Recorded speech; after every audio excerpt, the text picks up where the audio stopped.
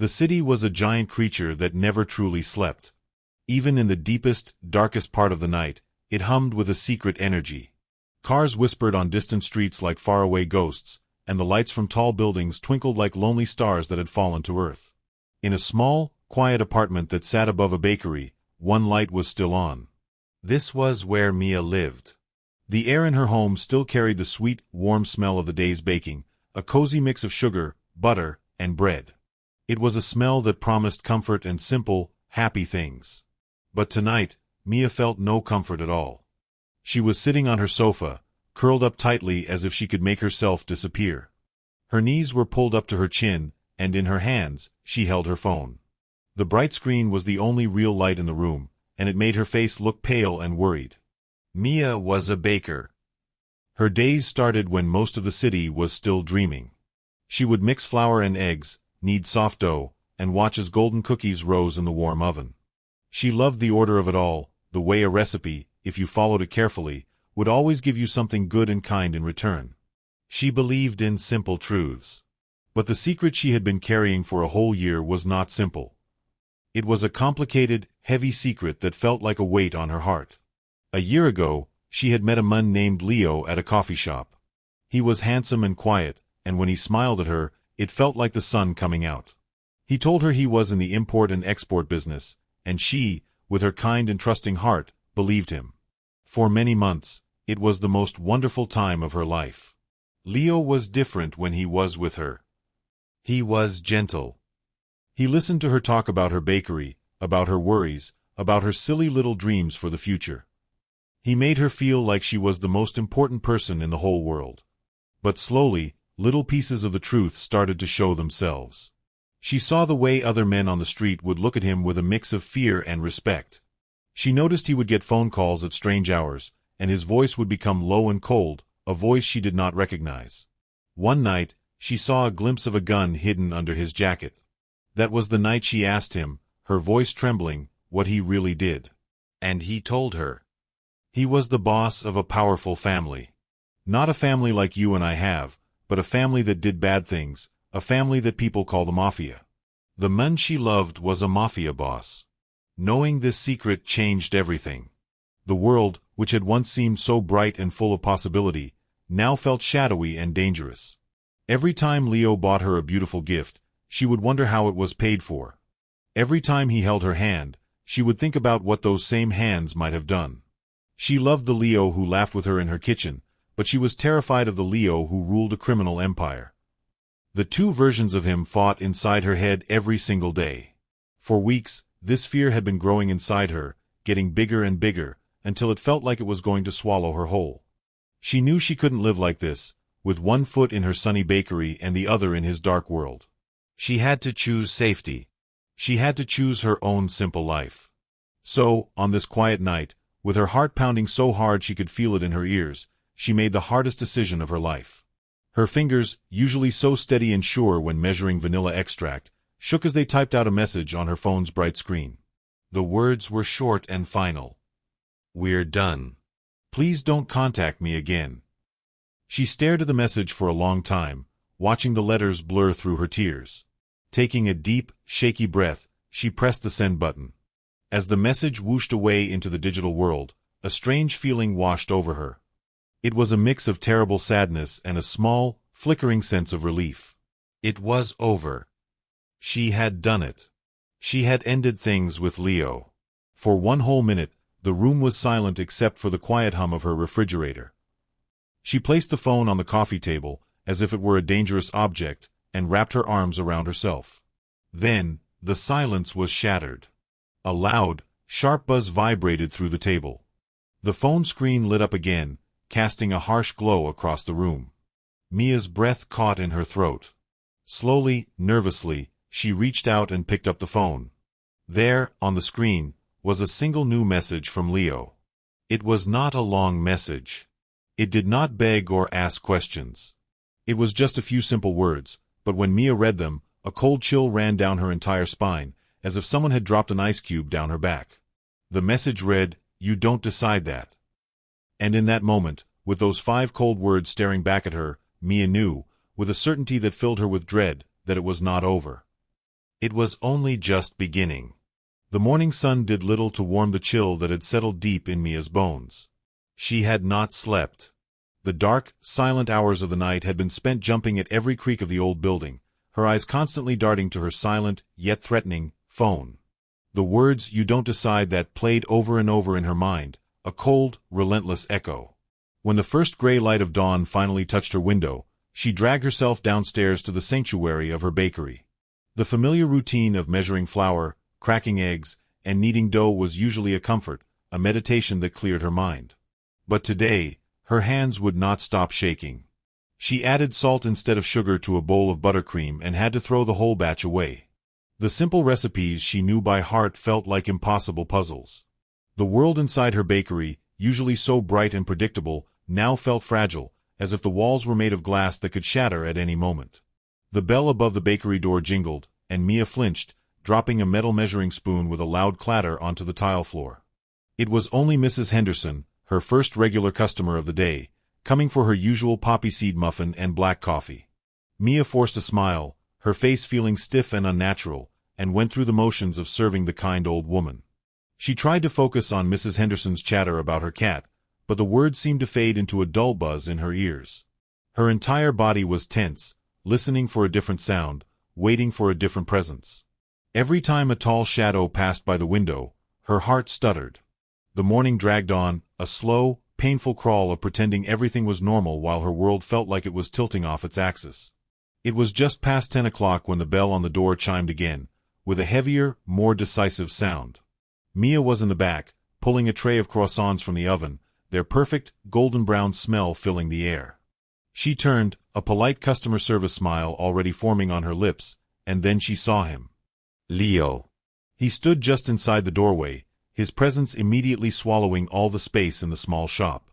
He wasn't wearing one of his usual sharp, expensive suits. Instead, he was in dark jeans and a simple black sweater, which somehow made him seem more real, more solid, and more dangerous. He didn't look angry. He didn't storm in. He simply stood there, his dark eyes scanning the room until they found her, and in that single look, Mia felt completely and utterly seen. The tray in her oven mitts suddenly felt immensely heavy. He moved toward the counter with a quiet, controlled grace that was entirely his own. The few other customers in the shop seemed to sense a shift in the atmosphere and instinctively looked away, suddenly very interested in their pastries or their phones. Leo stopped on the other side of the counter, his gaze fixed on her. Mia slowly, carefully, set the hot tray down on a cooling rack, her movement slow and deliberate, giving herself time to think, to breathe, to find her voice. "You left me a text, Mia," he said finally. His voice was low, not much more than a murmur, but it carried through the quiet bakery with absolute clarity. There was no accusation in his tone. Instead, he sounded tired, and beneath the tiredness, there was a deep, undeniable hurt. "After a year, you end us with a text message. Why?" Mia's hands fluttered nervously, wiping them on her flour-dusted apron. She couldn't meet his eyes. She looked instead at a crack in the countertop, focusing on it as if it were the most important thing in the world. "You know why, Leo," she whispered, her voice trembling. "Your world, the things you do. I'm just a baker. I can't. I'm scared. I'm scared all the time now." Leo was silent for a long moment, his eyes never leaving her. He nodded slowly, as if he had expected this answer. "I know you are," he said. "And I am sorry for that. More sorry than I can ever say. But the man you met, the man who fell in love with you, that is the real me, Mia. The man who sits in your kitchen and burns the toast because he's distracted watching you laugh. That is who I am." He leaned forward slightly, his voice dropping even lower, pleading. "The other man, the one you're afraid of, that is just a job. It is a title I was born into. It is a suit I have to wear. It is not my heart. My heart is here, in this bakery, with you." Mia felt tears welling up in her eyes again, blurring her vision. His words were like a key, trying to unlock the box of happy memories she had tried so hard to shut away. She remembered lazy Sunday mornings, his head in her lap as she read a book. She remembered his quiet pride the first time he successfully decorated a cupcake, a lopsided mess of frosting that she'd cherished. She wanted so badly to believe that the Mun in those memories was the only real Leo. "How can I believe that?" she asked, her voice thick with unshed tears. "How can I separate you? You promised to keep me safe, but your world is made of danger. How can you protect me from the very thing you are?" "Because you are the only thing that matters," he said, his voice intense, his gaze holding hers now, refusing to let her look away. "I have spent my whole life in that world, building walls, making sure no one could ever get close enough to hurt me. And then you walked in, with your flower and your sunshine, and you tore every single one of those walls down without even trying. You are the only good, pure thing in my life, Mia. I would burn my entire empire to the ground before I let any part of my work touch you. I would give it all up for you." The confession hung in the air between them, vast and terrifying. Mia saw the raw truth in his eyes. She saw the lonely boy who had become a king in a kingdom of shadows. She saw the Mun who loved her. The war inside her was more fierce than ever. The part of her that was sensible, that craved a simple and safe life, screamed at her to stand her ground, to tell him to leave and never come back. But the other part, the part that loved him, that remembered the feel of his hand in hers, was listening. It was listening very, very carefully. She stood there, trapped in the silence, her safe little bakery suddenly feeling like the most important crossroads of her life. The silence in the bakery after Leo left was heavier than any sack of flour Mia had ever lifted. His words, his promises, his raw confession, they swirled in the air like ghosts, refusing to settle. She mechanically served the few remaining customers, her movements robotic, her smile a fragile porcelain mask. Her mind was a battlefield. On one side stood Leo's plea, the memory of his tired, honest eyes, the undeniable love she still felt for him. On the other side stood the cold, hard wall of her fear, the image of a hidden gun, the chilling finality of his text, "You don't decide that." Could a Mun who commanded such power ever truly be the simple, toast-burning man she'd fallen for? The two ideas seemed impossible to hold in the same hand. The rest of the day passed in a blur of dough and frosting, a numbing routine that gave her mind too much space to race. It was a relief when the last customer was gone, and she flipped the sign on the door to closed. The evening sun cast long, lonely shadows across the clean, empty tables. As she began wiping them down, a familiar, friendly face appeared at the window. It was Ben, her neighbor from the apartment down the hall. He gave her a cheerful wave and mimed drinking a cup of coffee. Ben was a regular evening visitor, a freelance graphic designer who worked from home and often complained about his own cooking. He was safe. He was normal. He was exactly the kind of simple, uncomplicated person her life was supposed to be filled with. She unlocked the door and let him in. "Rough day?" Ben asked, his tone light and easy as he slid onto a stool at the counter. He was always asking questions, always seemed genuinely interested in her day. It was one of the things she liked about him. "You could say that," Mia replied, her voice still carrying the weight of her emotions. She poured him a mug of coffee and slid it across the counter, the steam rising between them like a wispy curtain. Ben blew on his coffee, his eyes studying her with a keenness that, for a fleeting second, felt sharper than his usual friendly concern. "You seem really out of it. Everything okay with, your mysterious boyfriend? I saw a pretty intense-looking guy leaving here this morning. Everything all right?" The question, so casually asked, sent a jolt through her system. It was the second time he'd asked about Leo recently. The first time, a few days ago, she'd brushed it off as neighborly curiosity. But now, in the raw aftermath of Leo's visit, the question felt different. It felt like a probe. "It's complicated," she said, avoiding his gaze as she wiped the already clean counter. "Complicated how?" Ben pressed, his voice still friendly, but there was a new undercurrent there, a thread of persistence. "I mean, a guy like that, he seems like the complicated type.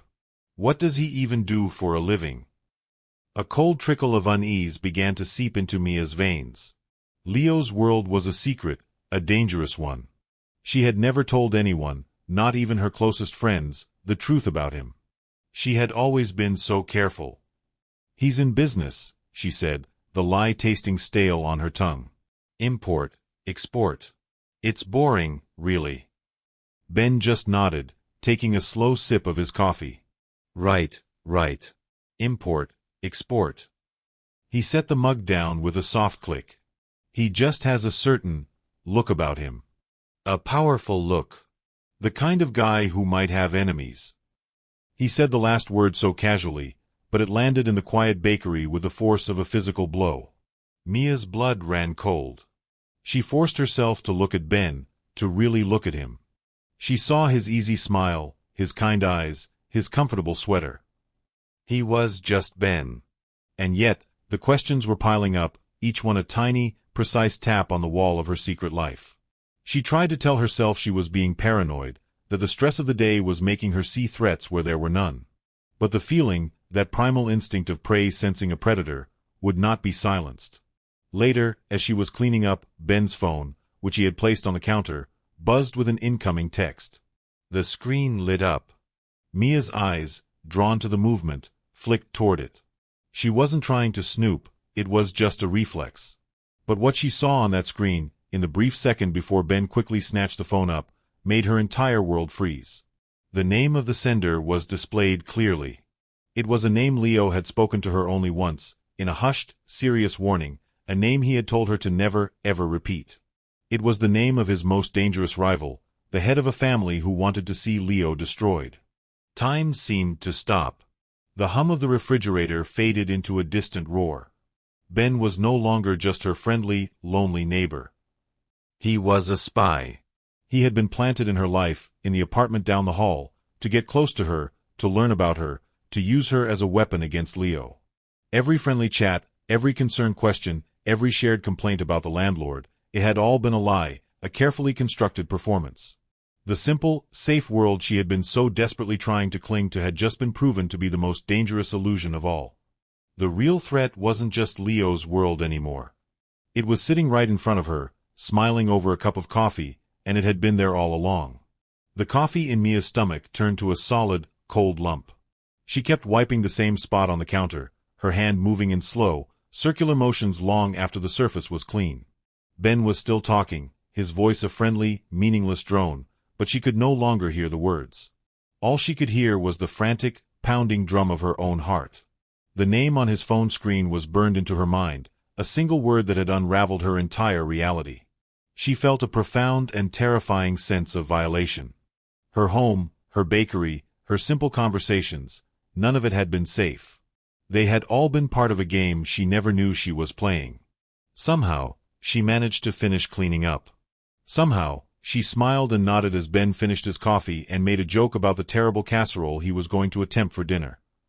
Somehow, she walked him to the door and locked it behind him, the click of the deadbolt echoing in the sudden, profound silence. She stood there, her forehead pressed against the cool wood of the door, her entire body trembling. What was she supposed to do? Go to the police? And say what? That her neighbor was a spy for a Mafia rival? They would never believe her, or worse, they would start asking questions that would lead them straight to Leo. She was trapped in a cage of secrets, and the walls were closing in. Her first, primal instinct was to run. To pack a bag, to get in her car, and to drive as far away as she could, to a small town where no one knew about Leo or Ben or the dangerous world that wanted to consume her. But as the panic began to recede, replaced by a cold, clear dread, she knew that running was not an option. Leo would find her. Ben's employer would find her. She was a pawn in a war between two kings, and pawns that tried to run off the board were simply captured and removed from play. The memory of Leo's face from that morning surfaced in her mind. The raw hurt in his eyes. The intensity of his promise. I would burn my entire empire to the ground before I let any part of my work touch you. He had meant it. She knew, with a certainty that went deeper than fear, that he had meant every word. And now, the danger she feared was not coming from him, but from an enemy using her to get to him. Ben wasn't just a threat to her, he was a threat to Leo. The information he was gathering, about her routines, her fears, her relationship with Leo, was ammunition. If she ran, she would be leaving Leo blind to a knife aimed at his back. A strange calm began to settle over her. The confusion and the terror were still there, swirling beneath the surface, but a decision was forming, hard and clear like a diamond under pressure. She could not do this alone. Her only choice, her only real chance of survival, was to trust the one person she had been trying to escape. She had to go to Leo. Getting to him was a carefully planned operation in itself. She didn't call or text. She knew Ben could be monitoring her phone. Instead, she waited until full dark, then left her apartment through the back alley, a route she never used. She walked 6 blocks in the opposite direction of his usual headquarters, her head down, her heart hammering against her ribs. She hailed a taxi and gave an address 4 blocks from one of Leo's smaller, lesser-known social clubs, a place he had pointed out to her once, telling her it was a safe place if she was ever in trouble and couldn't reach him. The man at the door of the club, large and imposing, recognized her immediately. His eyes widened in surprise, but he stepped aside without a word, ushering her into a quiet, wood-paneled office at the back. A few minutes later, the door opened and Leo strode in. He still wasn't in a suit, just the same dark clothes from the morning, and he looked even more tired, the lines of worry etched deeper around his eyes. But when he saw her, his entire body seemed to soften with relief, which was quickly replaced by sharp concern. "Mia? What's wrong?" "What happened?" he asked, crossing the room in 2 long strides, his hands coming up to gently hold her arms. The story tumbled out of her in a rushed, breathless whisper. She told him about Ben, the friendly neighbor. She told him about the constant, probing questions that she had foolishly dismissed. And finally, her voice shaking, she told him about the name on the phone, the name of his enemy. "He's been living down the hall from me, Leo. He's been watching me. For who knows how long. He was using me to get to you." She watched his face as she spoke. She expected to see anger, a flash of the cold, dangerous boss she feared. But it didn't come. Instead, his expression became still, focused, and intensely calm. He listened to every word without interruption, his eyes never leaving hers. When she finished, he didn't yell. He didn't rush out to gather his men. He simply pulled her into a firm, secure embrace, his hand cradling the back of her head. "Thank you," he murmured into her hair, his voice low and steady. "Thank you for trusting me with this." He held her for a long moment, letting her tremble against him, before gently pulling back. He looked down at her, his gaze serious. "This changes nothing between us, Mia. Not the important thing. But I need to know what you want. Right here, right now. Do you want me to walk away? To let you handle this on your own? If you tell me to leave, I will. I will make sure Ben disappears from your life, and then I will disappear, too. The choice is yours. It has always been yours." The question hung in the quiet room. It was the ultimate test. He was giving her the power she had accused him of taking away. He was offering her the clean, simple escape she thought she wanted. But as she looked into his eyes, she saw the truth. There was no simple escape. There was only the path they were on, and the only way to navigate it was together. Her fear was still there, but it was no longer the loudest voice in the room. A stronger, clearer voice was speaking now. The voice that said she loved him. The voice that said she trusted him. The voice that said, for the first time, she was ready to decide.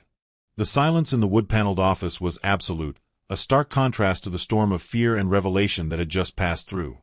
Leo's question, "The choice is yours," seemed to echo off the walls, demanding an answer that would define the rest of her life. Mia looked at him, truly looked at him, past the title of boss, past the dangerous reputation, past her own swirling fear. She saw the man who had just offered to walk away from her forever to give her the safety she craved. She saw the man who was holding his breath, his entire world balanced on the edge of her next words. The war inside her, which had raged for so long, finally quieted. The side that loved him, that trusted him, that believed in the man who burned the toast, raised a white flag. The fear didn't vanish, but it was no longer in charge. She took a small, shaky step forward, closing the distance between them. Her hand, which had been clenched at her side, uncurled and reached for his. Her fingers were cold, but his were warm and steady, enveloping hers completely. "I'm not deciding that we're done," she said, her voice soft but clear, no longer trembling. It was the most decisive sentence she had ever spoken. "I'm deciding that I choose you. The real you. All of you. The man in the bakery and the man in this office. I choose to believe your promise. I choose to trust you. The change that came over Leo's face was immediate and profound. The tension in his shoulders, the guarded caution in his eyes, it all melted away, replaced by a wave of such pure, unguarded relief and love that it took Mia's breath away. It was a look she had never seen before, a look he had never allowed himself to show so completely. He didn't smile, it was something deeper than that. It was as if her words had unlocked a part of him he'd kept chained away for his entire life. He brought her hand to his lips and pressed a firm, lingering kiss to her knuckles, his eyes never leaving hers. Then that is the only decision that matters, he said, his voice thick with emotion. From this moment on, we face everything together. No more secrets from you. No more running from you. We are a team. He kept her hand in his as he moved to his desk, pressing a button on an intercom. He spoke in a calm, authoritative tone that was new to her ears. It was the voice of the boss, but it was no longer something to fear. It was now a force that was protecting her. He gave quiet, precise instructions. Ben was to be collected, calmly and without a scene. He was to be delivered with a message to his employer. Any further attempt to approach Mia would be considered a direct and final act of war. This was not a negotiation, it was a line being drawn in the sand, with Mia firmly on Leo's side. Hearing him handle the imminent threat with such cool efficiency, while still holding her hand, made the final pieces of her anxiety settle. He was not a monster, he was a shield. They did not leave the office immediately. Instead, they sat together on the small leather sofa, and for the first time, they began to truly talk about his world. He didn't give her all the dark details, but he sketched the outlines of his responsibilities, the challenges, the constant need for vigilance. He explained the steps he would take to create a safer, more separate space for her, a buffer between her sunny world and his shadowed one. It wasn't about hiding things from her anymore, it was about building a future where both of their realities could coexist. Mia listened, asking questions, her mind no longer shrinking from the truth but engaging with it, understanding that this was now a part of the life she had chosen. Weeks turned into months. Ben was gone from the apartment building, and a new, quiet family moved in. Leo was true to his word. There were no more surprise visits at the bakery during business hours. His men, who had once been shadowy, intimidating figures, were now introduced to her as Marco and Silas, and they became familiar, respectful presences who ensured her safety from a discreet distance. Her life was not normal, but it was hers, and it was built on a foundation of radical honesty. Some days were still hard. There were nights when Leo was called away, and the old fear would try to whisper in her ear. But now, she would remember the look in his eyes when she had chosen him, and the fear would lose its power. One evening, Leo came to her apartment, a small, wrapped box in his hand. Inside wasn't a piece of expensive jewelry, but a simple, sturdy silver key. "It's to the house upstate," he said. "It's private. It's safe. It has a big kitchen with a window that looks out on a garden. It's a place where I can just be Leo, and you can just be Mia. Our place." It was the most perfect gift he could have given her, not a cage of gold, but a promise of a shared, peaceful future. Mia took the key, its cool metal warming quickly in her hand. She knew the path ahead wouldn't always be easy. The shadows of his world would always linger at the edges. But as she looked at the man she loved, the man who had given her the power to choose and had built a fortress of safety around her once she did, she knew she had made the right decision. Their love story had begun with an ending, a text message that tried to shut a door. But it had become something stronger, something unbreakable, because they had decided, together, to build a new beginning, one honest conversation and one chosen day at a time. If you've enjoyed following Mia and Leo's journey from a fearful ending to a courageous new beginning, there are countless more stories where love must navigate a world of shadows. To discover new tales of danger, passion, and hard-won happy endings, make sure to subscribe for more.